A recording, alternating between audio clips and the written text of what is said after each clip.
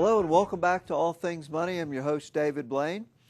And in our first segment, which went by very fast, we were talking a little bit about Fed policy. We want to continue the foundation we started with last week in talking about some of the things the Federal Reserve is doing and how it may affect the economy. So we're talking about Keynesian economics and the Phillips curve, which suggests that there's an inverse relationship between the rate of inflation and unemployment, meaning that as you reach full employment, as the unemployment rate goes down, you can't help but raise inflation. And this is simply because as fewer and fewer people are out of work, companies that need to hire people have to pay people more because the labor pool is smaller, and so it drives inflation up. As more and more people are employed, you have more dollars chasing more goods, and so it tends to push inflation up.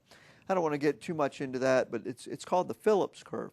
Well, anyway, Keynesian economics, which came into fashion in the 60s, said that, well, actually we can take a more activist monetary policy and that we can lower the unemployment rate and just affect inflation just a little bit, that we can, not really have runaway inflation. And so this was based on the premise that policymakers had sufficient knowledge.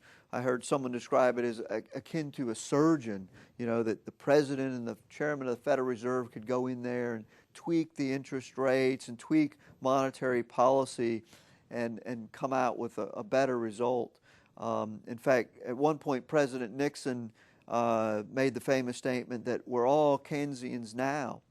And so this was generally the thought process at the time. And there was someone at Yale named Arthur Okun who developed what he called the misery index, which was the sum of inflation plus unemployment rate. So if you took the inflation rate and added it to the unemployment rate, it came up with a misery index. So for example, if you had inflation at 4% and unemployment at 8%, you'd have a misery index of 12. And so it was kind of a neat way to measure it. And so that we see under this activist Phillips-based policy, the inflation accelerated much more than we anticipated, and the net result was actually higher unemployment and faster inflation. And so the misery index surged from an average of 6.7 in the 1950s to 7.3 in the 60s, and then up to 13.6 in the 70s, and peaked in the 20s in the early 1980s. So once again, the sum of inflation plus unemployment peaked in the 1980s above 20. And I mean, this was just devastating to households. The wages of lower paying jobs failed to keep up with inflation, and higher unemployment, a lot of those people lost their jobs. So it was just really sort of a disaster of a monetary policy.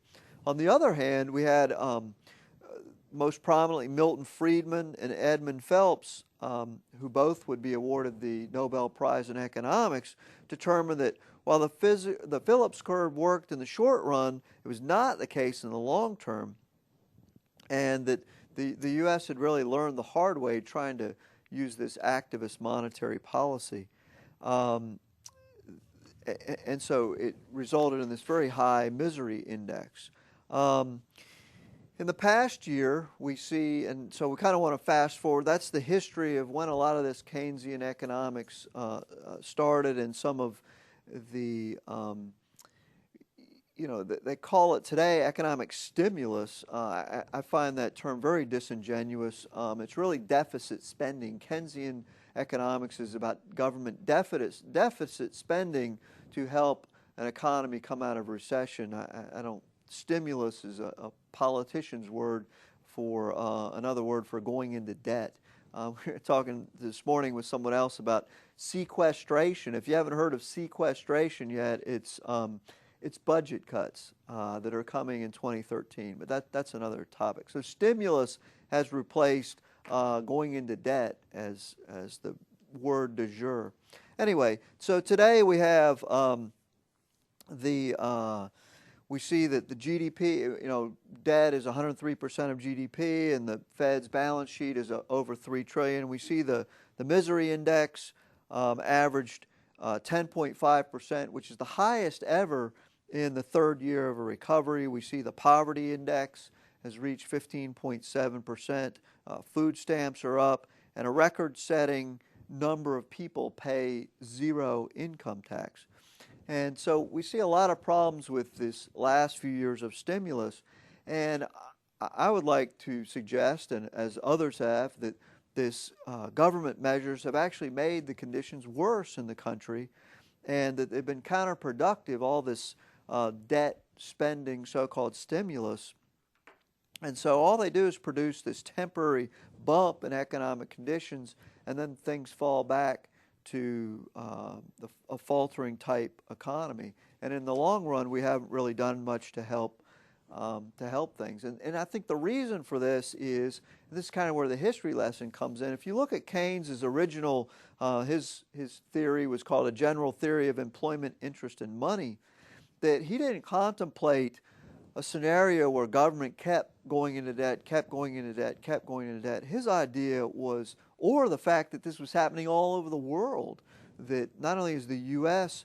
printing money going into debt, but Europe is, and we see China starting some stimulus. And so this concept of continual deficits year after year after year, as well as more global in nature, I don't think that Keynesian economic theory really was able to take that into account before, and so we may have entered sort of uncharted territory.